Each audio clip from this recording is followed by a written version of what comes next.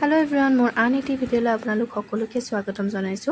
আজি লোকেল মুৰ্গীৰ জোল বনাইছিলো কিছুমান বনৌষধি গুণ থকা বন শাকৰ লগত। ভাবিলো আপোনালোকৰ লগতো ভিডিওটো শেয়াৰ কৰো।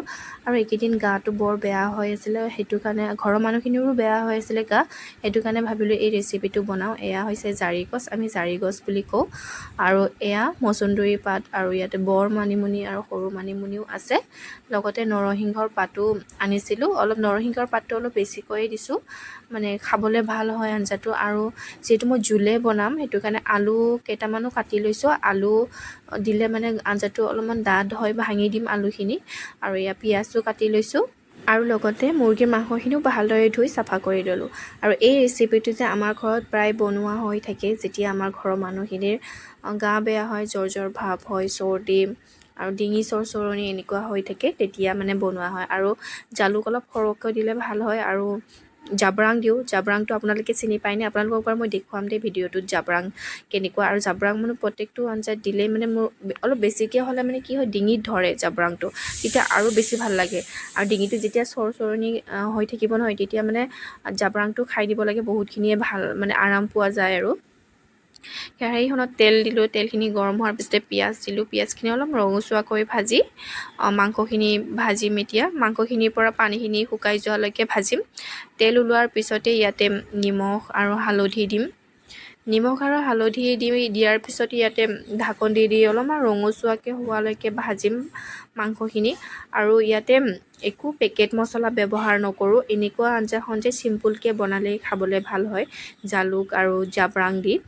আৰু জাব্ৰাং যে কি বস্তু মই চিনি পোৱা নাছিলোঁ আগতে। যেতিয়া আমাৰ বৌয়ে বিয়া হৈ আহিল, তেতিয়াহে জাব্ৰাং মানে সেইফালে লখিমপুৰ ছাইডে মানে এইবিলাক বেছিকৈ চলে নেকি। আৰু মিচিং মানুহ লগতে আছে ন, সিহঁতে জানে এইবোৰ বনৰীয়া শাক আৰু মানে কি মছলা দিব লাগে সেনেকুৱা জানে।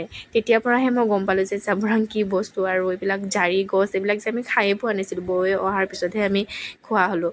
আৰু ইয়াৰ মাংসখিনি আলু দি দিলোঁ, আলু ভজাৰ পিছতে এতিয়া শাকখিনি দি ধুনীয়াকৈ ভাজি ল'ম। শাকখিনি অলপমান পমি যোৱাৰ পিছতে ইয়াতে পানী দি দিম। পানীটো মই গৰম পানী কৰি লৈছোঁ, আৰু পানী বহুতখিনিয়ে দিম, মানে বহুত উতলালেহে এই আঞ্জাখন সোৱাদ হয়।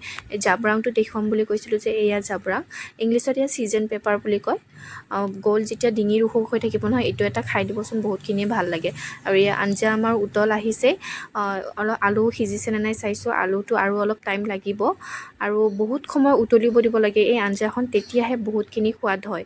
আৰু এয়া জলকীয়া আৰু নহৰু খুন্দি লৈছিলোঁ, এতিয়া উতল অহাৰ সময়তহে দি দিছোঁ। আগতে দিলে ইয়াৰ সোৱাদটো পোৱা নাযায়, সেইটো কাৰণে উতলাৰ সময়তহে দিব লাগে।